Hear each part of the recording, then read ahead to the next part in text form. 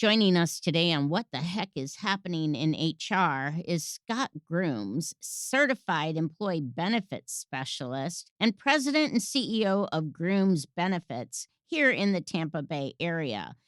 This is such an exciting conversation we're going to have about employee benefits. But let me tell you a little bit about Scott first. He's a 20-year veteran in employee benefits and has a passion to help businesses transition their employee benefits from a cost of doing business into a strategic business investment. He is president and CEO of Grooms Benefits, and that's an independent and privately held benefits brokerage and consulting firm in Tampa, Florida. It provides expertise to employers nationwide on how to best manage successful group insurance programs that benefit both employers and employees. He is a certified employee benefit specialist and sits as past president on the board of the Tampa Bay chapter of the International Society of Certified Employee Benefit Specialists. And he's a graduate of the University of Florida. His company information is groomsbenefit.com, and you can connect with him on LinkedIn. Welcome today, Scott. For our podcast disclaimer, please visit the episode description.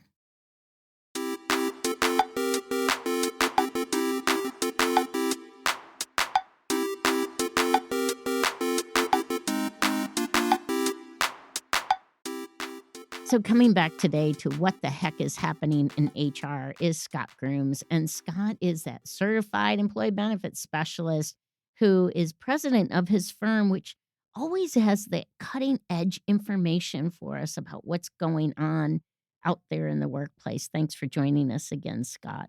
Great to be back with you, Kelly.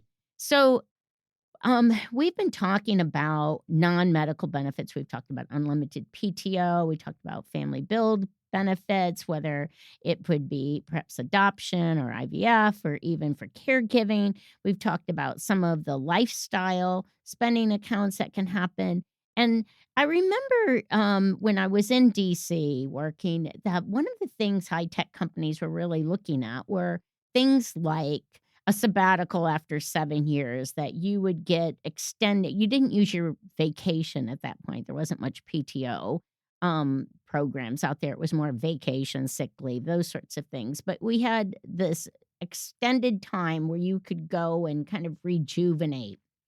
I don't hear anything about that anymore. Have you heard anything about those anymore? We really haven't. Yeah. Mm. It's a good I mean, idea. oh, great idea. I mean, talking about a great way to just unplug, recharge, maybe get into a different atmosphere, an environment, and then coming back, revitalized. It sounds great, but yeah, we just don't hear too much about it. I remember reading a story at that time, and I mean, this was a long time ago, so you can see what impact it left in my head, was that this engineer went for like 5 weeks and went hiking like in the Himalayas or something, crazy that he'd never had enough time to do otherwise. And he came back with this inspiration, and they ended up patenting whatever it is he did that they thought would have taken forever to be able to come up with. And so it was a way to justify that time off. But I also remember, and it might have been just my entrance into benefits, where they were saying they were losing people after 7 years. And that's why the 7 year thing was there, that it was a way to be able to keep them there. And that because they were so grateful for it, then they would add another one in like in 5 years or something like that, that they had that sabbatical. I wonder what other things have gone away. Certainly, you and I have talked about defined benefit plans going away, the traditional pension plans that are there unless you're in a public employer. But otherwise, they've kind of gone away for 401(k). What about things like financial planning? Are you seeing much of that or being sponsored or being encouraged more than just what would come perhaps from a 401(k) provider? Yeah, and in fact, we're seeing a big pickup in that, anything from budgeting 101 and Mhm. courses to have on site for employees and even their dependents, to some virtual educational courses to equip folks with frankly just the basics. When we grew up, unless your parents taught you how to balance your checkbook or you earned it on your own, everyone's kind of had some challenges there. So I think it's more than just financial planning for the future, but what are your finances today, and how are you using them to the best of for you and your family? And it's not necessarily the retirement plan.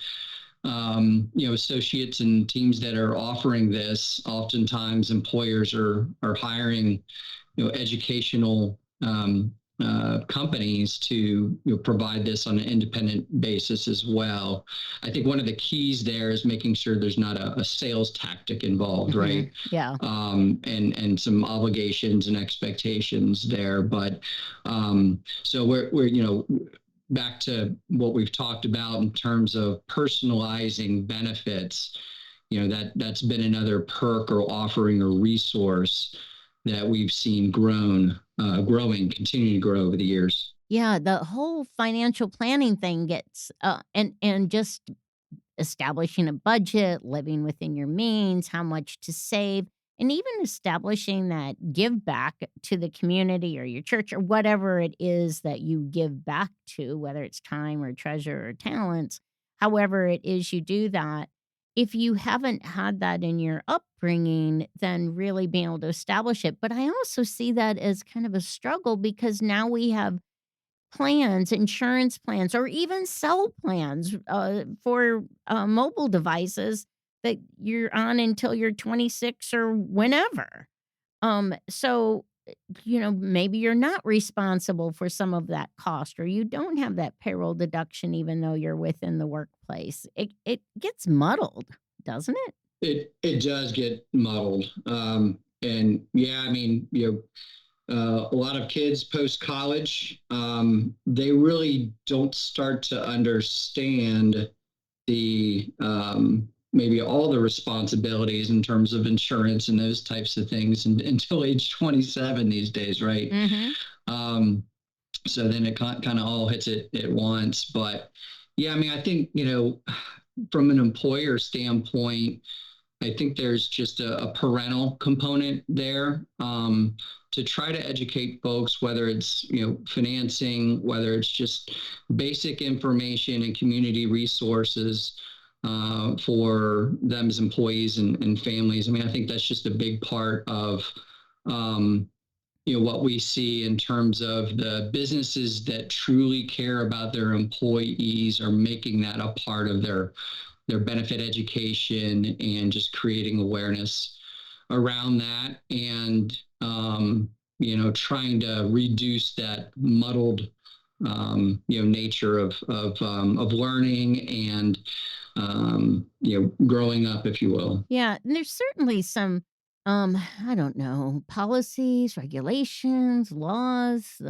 um, that need to come into this because there's some privacy issues. I mean, if you're going to give everybody, a watch to be able to track their fitness, how much of that gets back to the organization? And suddenly I have, AFib, but I didn't know. And now people find out. And, I mean, yes, you have that with insurance plans, but now that we've entered some of these other items, and if I'm starting an LLC and I'm talking to a financial planner about that because this is my little side thing I do on Etsy, I mean, does my company need to know about that? And I think that line gets blurred as well because we're providing you this incentive, but is that's none of our business to know. And but yet, is it because we're helping you understand how to live in the world? And is again back to is that the responsibility of the employer? It puzzles me. Yeah, well, it is. I mean, I think we've had it some employers, speaking of Fitbit and some wellness vendors and applications there, um, where they go through a long list of all the requirements to make sure you keep separate that employee health and particular information away from employers' decision-making hands. Yeah. And that's just one example. But you're right. I mean, you want to steer folks the right way and help them make really good decisions. But at what point does that stop? And at what point is information not shared? I mean, I think that's an ongoing challenge, and that will only increase as everything becomes more and more digital and connected. Yeah. Yeah. I think it's just an interesting time, um, because we've gone from everything being universal to this trend of being more focused and more tailored. Um, and where does that line between work-life balance, is it a line anymore even or not? But this exploration with you has been so much fun, Scott. Thank you so much for really participating in our try segment here. And I hope everyone got to hear all of your segments here on what the heck is happening in HR. And I hope you'll come back in the future. Absolutely. Always enjoy time with you, Kelly. Thanks so much. My pleasure. Bye, Scott.